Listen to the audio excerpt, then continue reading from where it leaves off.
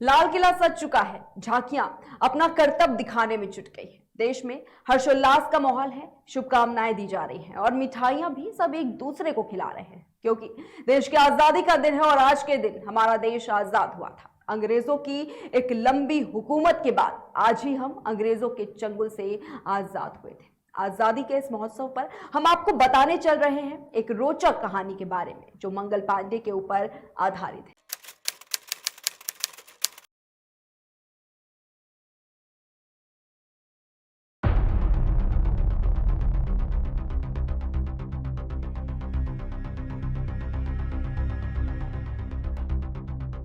मंगल मस्ती में चूर चलल, पहिला बागी मशहूर चलल। गोरन के पलटन के आगे, बलिया के बांका शूर चलल। देश आजादी का अमृत महोत्सव मना रहा है। आज के ही दिन हमारा देश अंग्रेजों के चंगुल से आजाद हुआ था। इसके लिए कई क्रांतिकारी हंसकर फांसी पर झूले थे। कितनी बहनों ने देश की इज्जत के लिए अपनी राखी को दांव पर लगा दिया था, तो कितनी पत्नियां अपना सिंदूर देश के लिए दे दी। तमाम ऐसे वाकया हैं जो देश की आजादी के वक्त बने, और इन्हीं सब में आपको बताने चल रहे हैं एक ऐसे क्रांतिकारी के बारे में जिसे कहा जाता है कि उसने ही स्वतंत्रता संग्राम की नींव रखी थी। उसका नाम है शहीद मंगल पांडे। कौन है मंगल पांडे, आइए जानते हैं विस्तार से। मंगल पांडे का जन्म उत्तर प्रदेश के बलिया जिले के नगवा नामक गांव में एक ब्राह्मण परिवार में हुआ था। इनके पिता का नाम दिवाकर पांडे था। ब्राह्मण होने के कारण मंगल पांडे सन 1849 में 22 साल की उम्र में ब्रिटिश ईस्ट इंडिया कंपनी की सेना में बंगाल नेटिव इन्फेंट्री की 34वीं बटालियन में भर्ती किए गए, जिसमें ज्यादा संख्या में ब्राह्मणों को भर्ती किया जाता है। आपको बता दें कि 19वीं सदी के मध्य में कलकत्ता से 16 मील दूर बैरकपुर एक शांत सैनिक छावनी हुआ करती थी। पूर्वी भारत में सबसे अधिक भारतीय सैनिक यहीं पर तैनात थे और अंग्रेज गवर्नर जनरल का निवास स्थान भी यही था। 1857 की शुरुआत में कोई ये कल्पना भी नहीं कर सकता था इस छावनी से ही अंग्रेजों के खिलाफ विद्रोह का पहला बिगुल बजाया जाएगा। 29 मार्च 1857 को रविवार का दिन था, लेकिन रविवार की दोपहर की शांति को भंग किया था एक सैनिक मंगल पांडे ने। मशहूर इतिहासकार रुद्रांशु मुखर्जी अपनी किताब डेडलाइन 1857 रिवॉल्ट अगेंस्ट द राज में लिखते हैं, उस समय मंगल पांडे ने अपनी रेजिमेंट का कोट तो पहन रखा था, लेकिन पतलून की जगह उन्होंने धोती पहनी हुई थी। वो नंगे पैर थे और उनके पास एक भरी हुई बंदूक थी। उन्होंने चिल्लाकर वहां पहुंच चुके सैनिकों से कहा, फिरंगी यहां पर हैं, तुम तैयार क्यों नहीं हो रहे हो? इन गोलियों को काटने भर से हम धर्म भ्रष्ट हो जाएंगे। धर्म की खातिर उठ खड़े हो। तुमने मुझे ये सब करने के लिए उकसा तो दिया, लेकिन अब तुम मेरा साथ नहीं दे रहे हो।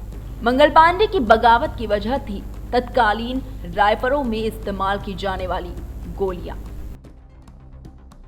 1856 में जो बंदूक लाई गई थी, उसमें जो कारतूस इस्तेमाल किया जाता था, उसे प्रयोग करने से पहले दांतों से निचोड़ा जाता था। इसी बीच सभी सिपाहियों में अफवाह फैल गई कि इस कारतूस में गाय और सुअर की चर्बी का इस्तेमाल किया जाता है। इससे लोगों को लगने लगा कि इससे उनकी धार्मिक भावनाएं आहत होती हैं। इसके अलावा यह भी कहा जाने लगा कि ऐसा अंग्रेज सिपाही इसलिए कर रहे हैं ताकि भारतीयों को नीचा दिखा सके। और जब 2 फरवरी 1957 को शाम की परेड का वक्त हो रहा था, उसी दौरान सिपाहियों ने इन राइफलों को चलाने की असहमति जताई। गोरे अफसरों के वफादार सैनिकों ने उन तक ये सूचना पहुंचा दी कि भारतीय सिपाही उन्हें मारने का प्लान बना रहे हैं। सबसे ज्यादा विरोध बुरहानपुर में तैनात सिपाहियों की तरफ से आया, क्योंकि उन्होंने नए कारतूसों को इस्तेमाल करने से इनकार किया तो उन पर काबू करने के लिए अंग्रेजों को तोप बुलवानी पड़ी। उसी दौरान इन सिपाहियों ने बैरकपुर में एक टेलीग्राम दफ्तर को आग के हवाले कर दिया और अंग्रेज अफसरों के घर पर भारतीय सिपाहियों ने आग लगे तीर छोड़े।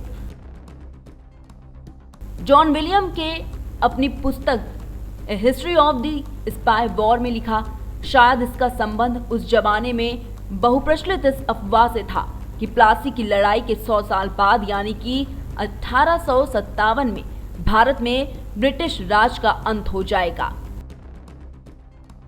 मंगल पांडे 22 साल की उम्र में ईस्ट इंडिया कंपनी बंगाल की सेना में शामिल हुए थे।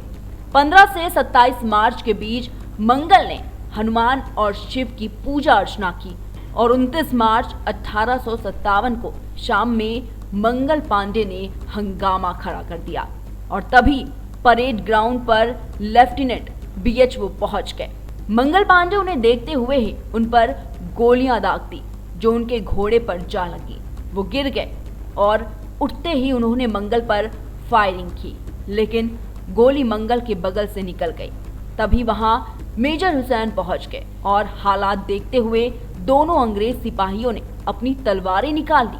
बताया जाता है कि अंग्रेजों के पास तलवारों के अलावा उनकी पिस्टल भी थी, लेकिन मंगल पांडे दोनों अंग्रेजों पर हमला कर दिया और वहां खड़े सिपाही ये तमाशा देख रहे थे। कोई भी भारतीय सैनिक अंग्रेजों की मदद के लिए नहीं आया सिवाय शेख पलटू के। उसने मंगल को पकड़ लिया, लेकिन मंगल छुड़ा पाने में सफल हो गए, जिसके बाद अंग्रेजों और मंगल पांडे में खूब लड़ाई हुई। इसी बीच एक और अंग्रेज अफसर पहुंच गए, जिसने वहां खड़े भारतीय सिपाहियों से मंगल को गिरफ्तार करने के लिए कहा, लेकिन उन लोगों ने गिरफ्तार करने से मना कर दिया। लेकिन इसके बाद हेसर पिस्टल लहराते हुए पहुंचे और उन्होंने आदेश दिया कि जो भी सिपाही उनका हुक्म नहीं मानेगा उसे गोलियों से भून दिया जाएगा। और इसी दौरान मंगल ने सबको अपनी तरफ बढ़ते हुए देख खुद पर गोली दाग दी और वो घायल हो गए। उन्हें अस्पताल में भर्ती कराया गया और ठीक होने के बाद उन्हें गिरफ्तार कर लिया गया। और जब पूरा मामला कोर्ट में पहुंचा तो उन्होंने कहा कि इस लड़ाई में उनका कोई भी साथी नहीं था।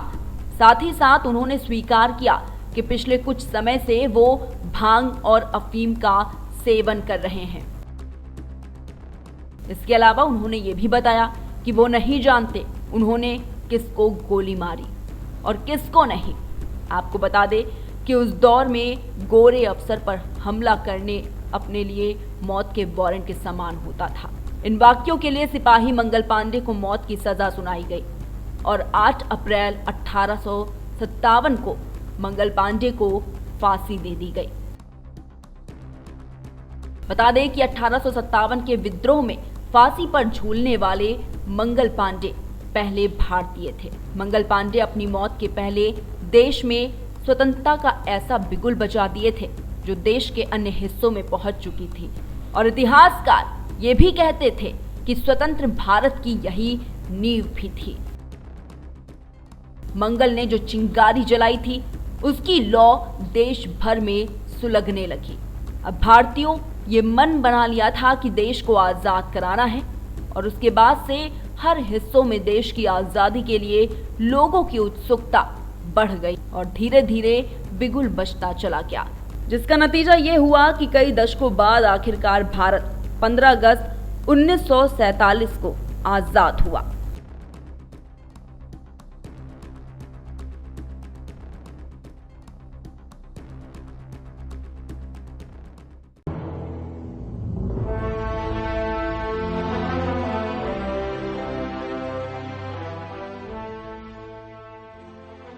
आजादी की कभी शाम न होने देंगे, शहीदों की कुर्बानी बदनाम न होने देंगे। बची है जो एक बूंद भी लहू की तब तक भारत का आंचल नीलाम न होने देंगे।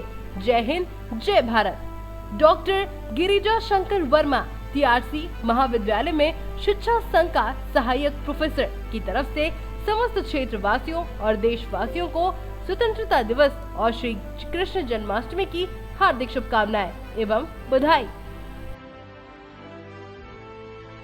मैं डॉक्टर गिरिजा शंकर वर्मा, टीआरसी महाविद्यालय में शिक्षा संकाय में असिस्टेंट प्रोफेसर हूँ और मैं अपने भारत देश के समस्त भारतवासियों को आज़ादी के 75वें स्वतंत्रता दिवस पर हार्दिक शुभकामनाएं देता हूँ और सबसे अपील करता हूँ कि आज अपने घर पे ज़रूर तिरंगा लगाएं और सेल्फी लेकर गवर्नमेंट द्वारा दी गई वेबसाइट पे अपलोड करें।